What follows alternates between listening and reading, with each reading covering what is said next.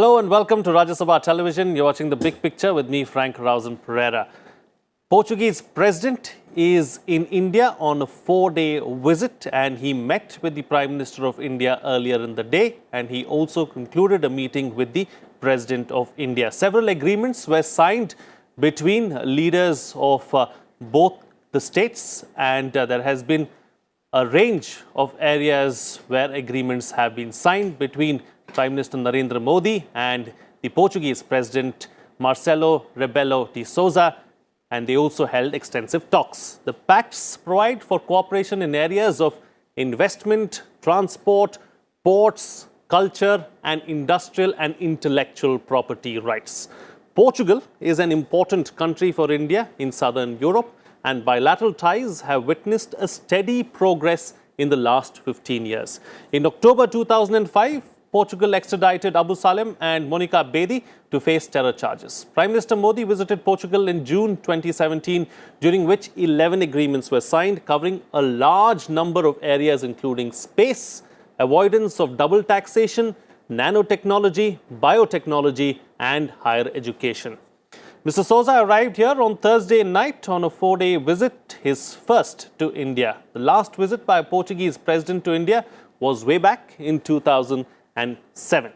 On this edition of The Big Picture, we will analyze the bilateral relationship between India and Portugal. Joining me on the program today are Jitendranath Mishra, former ambassador to Portugal; Sheetal Sharma of JNU, Center for European Studies, joins us on the program. Pramit Pal Chaudhary, Foreign Affairs Editor of the Hindustan Times, is also with us. And Rajendra Harshe, Foreign Affairs expert, here with us this evening as well. All right, welcome to all of you, and thank you for joining me on The Big Picture this evening. Ambassador, let me start the program with you. Since you are in the thick of things and you witnessed everything happening in front of you, let's hear it from you. What are the real takeaways as far as the meetings between Prime Minister Modi and the visiting dignitary, as well as President Ramnath Kovind and the visiting dignitary? Well, I think the main takeaway is the fact that there is continuity, and it's become a more predictable relationship. There were ups and downs in the past. We know the reasons. Now, what is astonishing for me, I'm told that 32 agreements will be signed. 7 agreements were signed today. More will be signed. And astonishingly again, 16 agreements are going to be signed in Goa. And there will be a business summit in Mumbai also. Now, what's going to happen in Goa is something very, very, I would say revolutionary, not evolutionary, but revolutionary, because Goa has been a sore spot in the relationship in the past, as we all know. It has been a hindrance because of historical reasons, but I think the relationship is much more comfortable, much more pragmatic, much more give and take, much more predictable, and that's what we diplomats love to see. We want substance. Okay, all right. Pramit, let me come across to you now. See, the ambassador is talking about how there has been historical baggage as far as this relationship is concerned. But in the last decade or so, in the recent past, we've seen an upsurge really as far as the ties between India and Portugal are concerned. What's the reason behind that?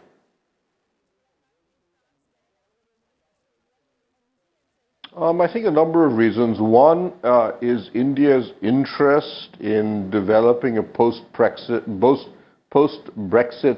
European policy.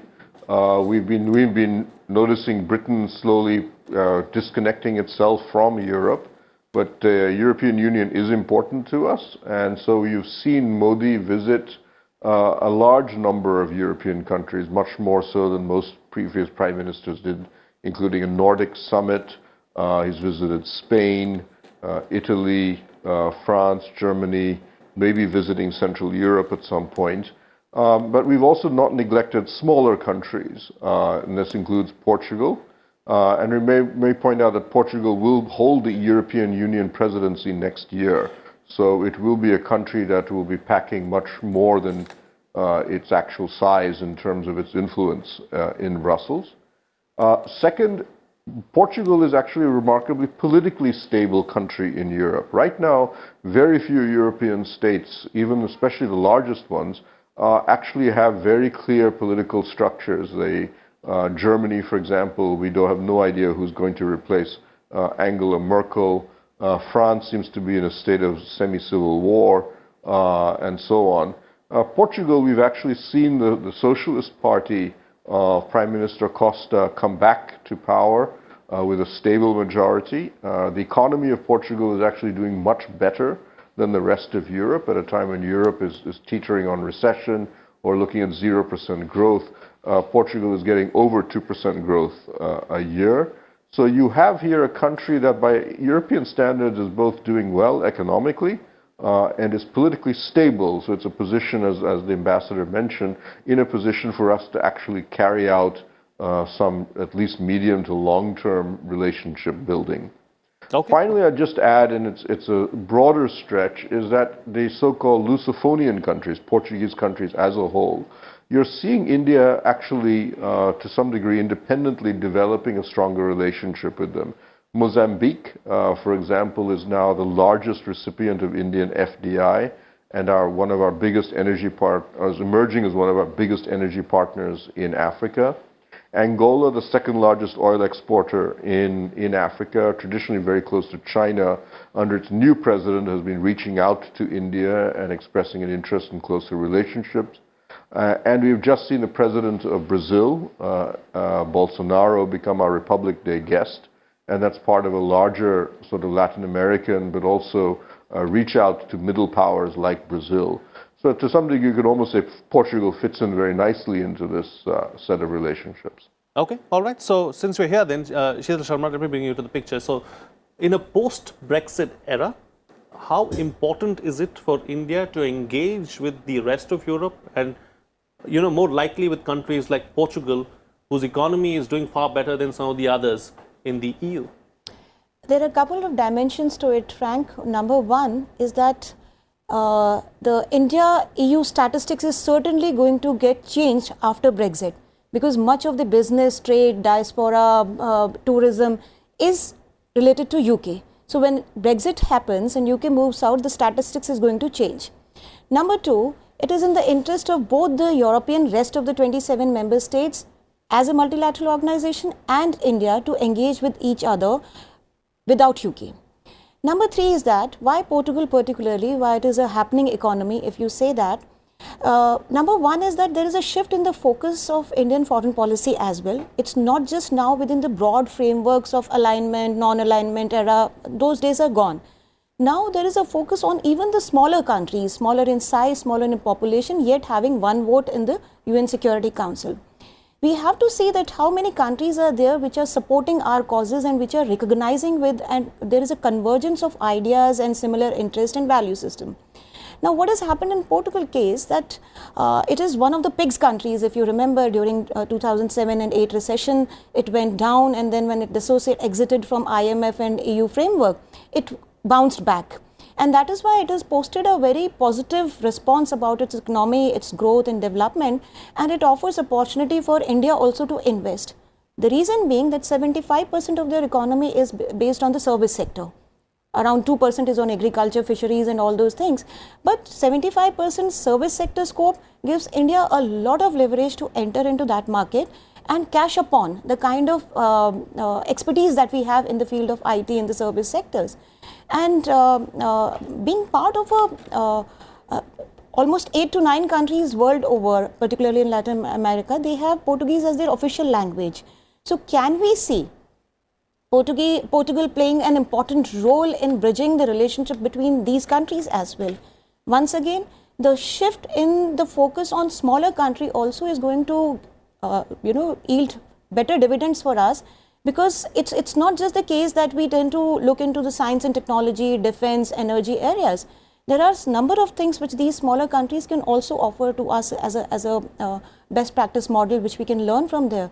And energy sector is one such area where we have great scope for associating with Portugal, because one of the prime things is that renewable energy. Portugal has so much of sun, and in a couple of months they do very good in terms of using renewable energy, not going back to the conventional energy forms. So there lies a scope for us to cultivate those kind of areas which are fitting within the framework of the flagship programs of the current government. Sure. So that is why we can look in a positive direction together. Absolutely, absolutely. I'm going to go back to a point, Professor Rashid, that Pramit was making about the EU presidency, and how much of an impact and how much of a factor that is going to be? I'll tell you now, I have heard other panelists, and let me put entire Portugal in politics of world perspective. My first point is, Portugal has always been important to United States of America because of its strategic location at the Iberian Peninsula, Azore Island, Madeira Island, and strategic location. Also the Rock of Gibraltar. Similarly, Portugal is important in European politics, and it has done good presidency earlier, and it has also been instrumental in organizing India-Europe summits, which are important. Now, what happens is India surely requires an advocate in Europe, and apart from France somewhere and Germany, Portugal can become advocate, although as you were arguing that perhaps economy was not doing as well as it ought to, still Portugal can be a stable partner in this part of Africa, part of Europe. Another thing that I thought was, coming back to one point which was made very interestingly about Africa, that Portugal doesn't mean just Europe, but Portugal means erstwhile empire. And Angola, Mozambique, Guinea-Bissau in Africa, Macau in China, Goa in India, and Brazil, they all form the part of so-called Lusophone. And Lusophone area we cannot ignore. Somewhere Portuguese language, Portuguese culture, Portuguese people, they become an asset in terms of negotiating our strategies in Mozambique, Angola, which is rich in oil resources, and also other parts of the world like Brazil. Another thing that Portugal has is it's a medium range economy, and somewhere it has Indian population which has done well. The Goan had become prime minister once, Costa, and somewhere like Kantilal Jamnadas, a Gujarati trader, he has the largest baking firm in Portuguese Africa. So we have also possibility of diaspora, which is over 70,000 in Portugal, and then there are complementary of interest in several areas that can be negotiated through, whether it's renewable energy, whether it's agriculture, whether it's pharmaceutical, whether it's industrial technology, sewage, water, environment related areas, climate change related areas. I think there is a lot of possibility where these countries can coordinate. 11 agreements, as you have said, already were signed, and these agreements, as they get signed, much more can be achieved by, I feel. And somewhere, as a first point that I made, that India needs advocate in Europe apart from France and Germany. Sure. And that's the kind of central point. And Portugal is a right candidate. And now this relationship is growing steadily. Trade also has grown steadily between the two parts. Right. So it is a kind of right strategy. Okay. Let's take the discussion forward now. The professor was talking about possibilities. What is the scope of the relationship, Ambassador? What are the opportunities and what are some of the challenges? Well, the challenges stem from history. Let me go back to history a little bit and then we'll talk about opportunities. Goa became a kind of albatross around the neck. We had diplomatic relations in the 1950s and we tried to negotiate an honorable way for the Portuguese way out from Goa. It didn't happen. They were inflexible. Between 1961 and 1974, when the treaty was signed, the Friendship Treaty, that period is a kind of a dark age, if I may say so. We know very little about what happened. Were there any back channel contacts? I'm not sure. I'm going to research it in my book because it's a very interesting phase that nobody wants to talk about. But I suspect something was happening even then, some kind of contact. Now then, of course, with the change in the political dispensation in Portugal, things change. But what is happening now is very significant because when I was the ambassador, the Portuguese find Goa very comfortable. If they want to do business in India, they'd like to start from Goa. I used to tell them, please, India is not Goa. Goa is India, but India is much bigger than Goa. Go to Mumbai, go to Hyderabad, go even to Delhi. But if you start from Goa, you are starting from a very small base. Now that thinking has changed. That is revolutionary. This summit is going to happen in Mumbai, and that's broadly accepted. Now there were protests in India when Vasco da Gama's landing in Kozhikode, 500 years, the 500th anniversary was to be celebrated. There were protests. Even when Prime Minister Costa came in 2017, January, even at the fag end of the visit in Goa, there was a demand for an apology. Now we are signing 16 agreements in Goa. See the symbolism. Not just the symbolism, but the substance. We Indians are less prickly, much more comfortable about dealing with Portugal in Goa, doing political agreements, doing photo ops, doing symbolic things. So Goa becomes very important, but Goa is a bridge. Goa is never going to be a destination. It's too small in the Indian context. This is, I think, something the Portuguese understand. Two very senior ministers, whom I shall not name here, very distinguished political figures in Portugal. One of them said that we have to look beyond Goa, and the other said that we had a small problem from history, but we can talk about it like friends and we can deal with it. So that's the takeaway from the past. As far as the present is concerned, the Portuguese were always daunted by the Indian market. That's why they thought Goa is comfortable. It's small and it's familiar. Now, they are not daunted anymore. They are much more adventurous. Look at Visavera, my friend João Castro. We started the major agreement on fiber optic cables with the Birla Group, MP Birla Group. I facilitated that when I was the ambassador. It was tough. Now, once they're in the Indian market, it's one of the most distinguished companies of Portugal, multinationals.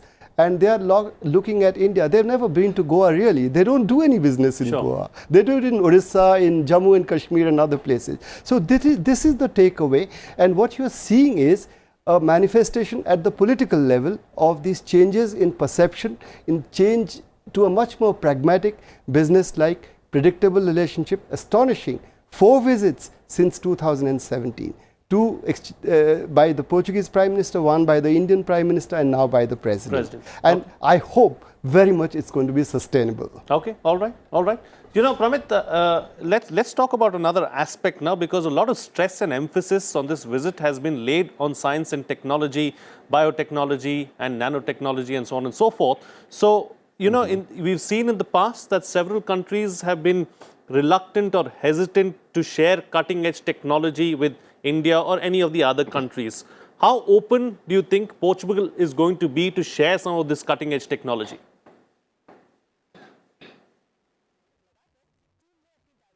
Well, actually, we have found that a lot of the smaller European countries have actually been more amenable to working with India, especially with Indian companies, on the technology front. So you saw the Prime Minister go to the Nordic states, and obviously countries like Sweden and Finland are well known for their technology capacity.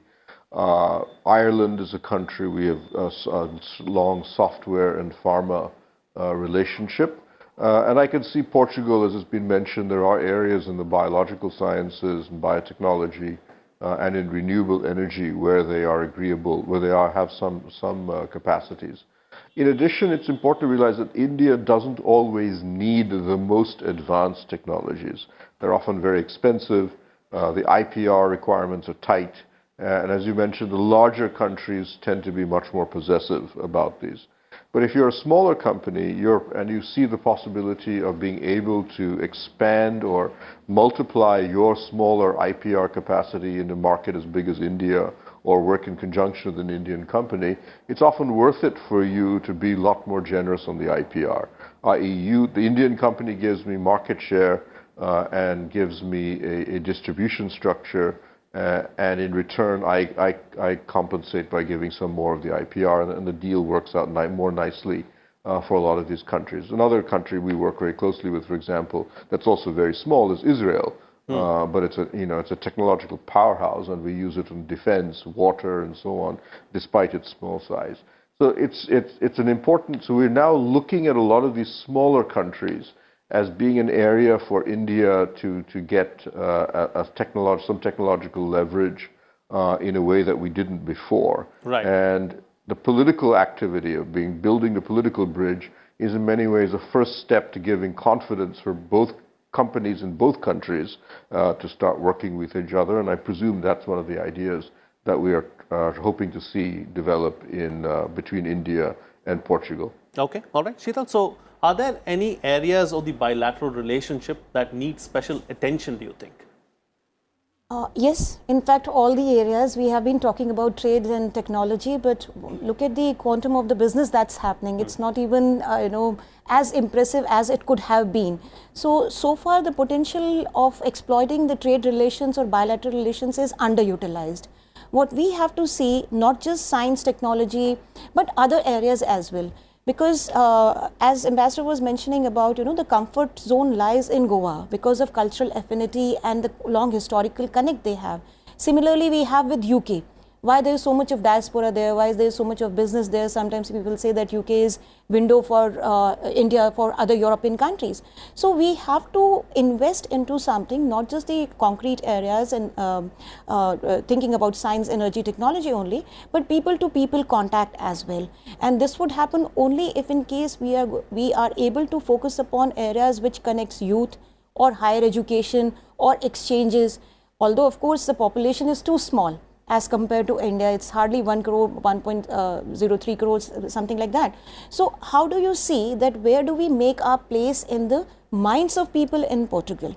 Because historical, whatever has happened, Britain happens to occupy much more our colonial memory rather than Portuguese in Goa. So those are the things which are not going to be much discussed as far as the relationship is concerned. But we have to find windows where we can actually think of qualitative and substantive results coming out rather than something which happens at a superficial level and at a diplomatic level. So educational exchange programs, there have been good investment stories about number of people into hospitality industry opening their restaurants, hotel chains and all these things. It's a tourism dominated country. Much of the revenue comes from tourism.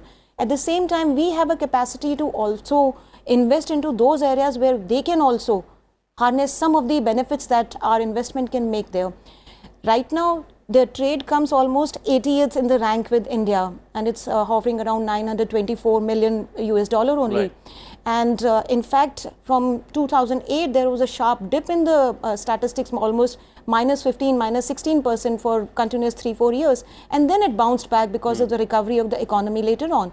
So we have to see that how do we benefit from the growth rate that Portugal has registered, at the same time not just having a kind of export relationship, because it's an export oriented economy. We don't just keep on importing things from there, but to become a part of a qualitative, substantive part of their economy. Sure. And service sector as well. Okay, all right, Professor Harsha, the history that we share has been a challenge, is what the panelists have suggested. But could it also be an opportunity? And also, let's not forget, the Prime Minister of Portugal is of Indian origin. That's so right. Does that also play a big role or a factor? Is that a factor? Yeah, surely. One thing I thought I would just make one point before I forget it, because earlier it was made by one of the panelists. I think as far as technology is concerned, perhaps Indians are not as innovative as we ought to be, because we spend less on R&D, but we are good at adapting technology. By adapting Western technology, we have resold them in several African countries. So that is India's net capacity and asset. Portugal is too small a country to give us India something substantial in terms of technology. That's what is my belief. Another thing that I feel kind of India needs to do before I get to part of history is that somewhere FICCI and CII are already in, and they are also part of the deals now. And if you recall, India kind of grew very important player since last decade in Africa, because FICCI, CII and all other Indian companies began to go into Africa and venture there. Area was very large, and so trade increased, so were investments, so was business possibilities. And Indians by and large are good at business and also trade. How that gets worked out is one sure area one has to kind of understand. As far as your part of history is concerned, I'll tell you what, till 1950, it was all wonderful. Till kind of India started claiming that Goa is part of India. Goa, Diu, Daman. And as this started, somewhere Goa liberation struggle kind of began. Portuguese felt that we annexed that part of the country. They never accepted it. They went up till kind of United Kingdom to see that it is raised elsewhere. Brazil also they appealed and raised, that issue was raised everywhere. But still India's occupation was firm and India's sovereignty was firm.